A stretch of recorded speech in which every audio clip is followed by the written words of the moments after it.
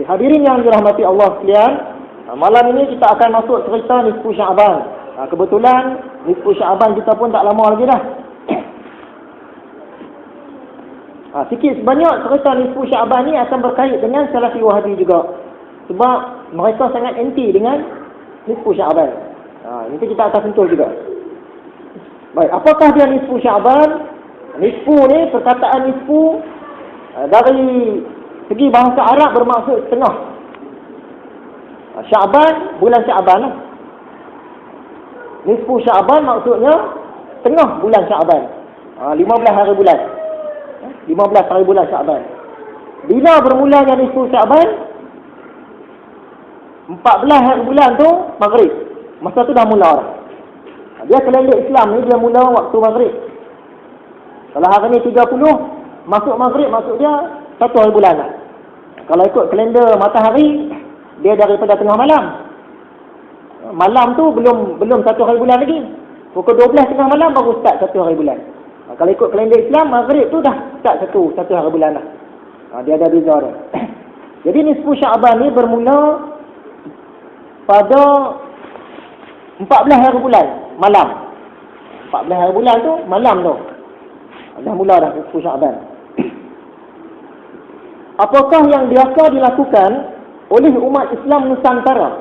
Nusantara ni alam Melayu.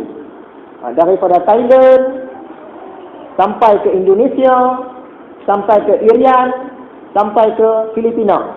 Itu kawasan Nusantara. Kawasan alam Melayu. Biasanya orang Islam di Nusantara bila sampai malam Nisfu Sya'ban mereka akan membaca surah Yasin.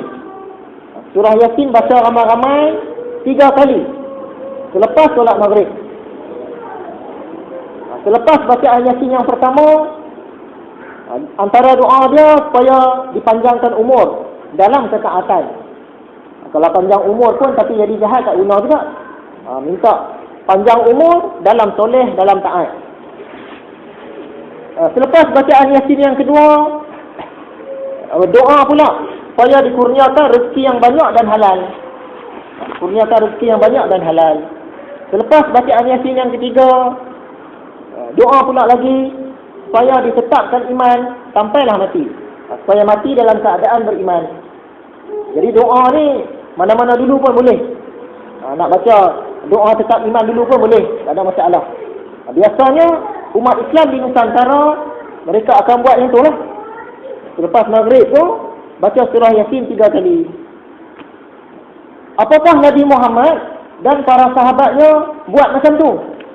Nabi Muhammad buat tak baca Yasin 3 kali ni? Tidak. Nabi Muhammad tak buat.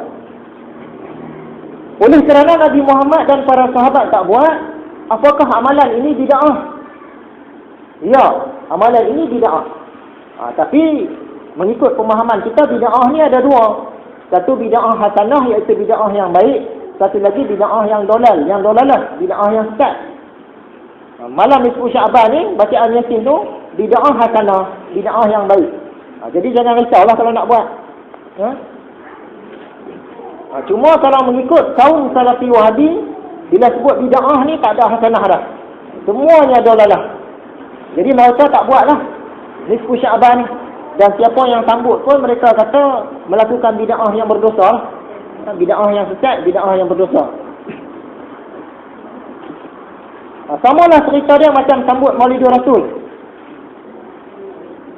Nabi Muhammad dan para sahabat dia tak sambut Maulidur Rasul, ulang tahun kelahiran Nabi. Tapi kita sambut atas tujuan-tujuan dakwah, atas tujuan-tujuan kemasyarakatan, untuk merapatkan ukhuwah, silaturahim, dan kita sambut. Jadi orang tanya Dr. Yusuf Qaradawi, apakah hukum merayakan sambutan Maulidur Rasul? Dr. Yusuf Qaradawi ni, bila orang tanya dekat dia, ada tak bid'ah hasanah? Dia kata tak ada. Apalagi melompatlah golongan Salafi Wahabi ni. Sebab mereka sangkakan Dr. Yusuf Qaradawi bersama dengan mereka. Tengok tu, Dr. Yusuf Qaradawi pun kata tak ada bid'ah hasanah. Lepas tu orang tanya lagi, apa hukum sambutan Maulidur Rasul? Jadi orang mengharapkan Yusuf Qaradawi kata bid'ah lah, tak boleh sambut. Sebab mengikut Yusuf Qaradawi tak ada bid'ah hasanah. Tapi tiba-tiba Dr. Yusuf Qaradawi jawab, benda ini hasanah. Dia tak kata bid'ah hasanah, dia kata hasanah. Bid'ah hasanah tak ada. Tapi sambut Maulidul Rasul hasanah. Hasanah ni maksud dia baik.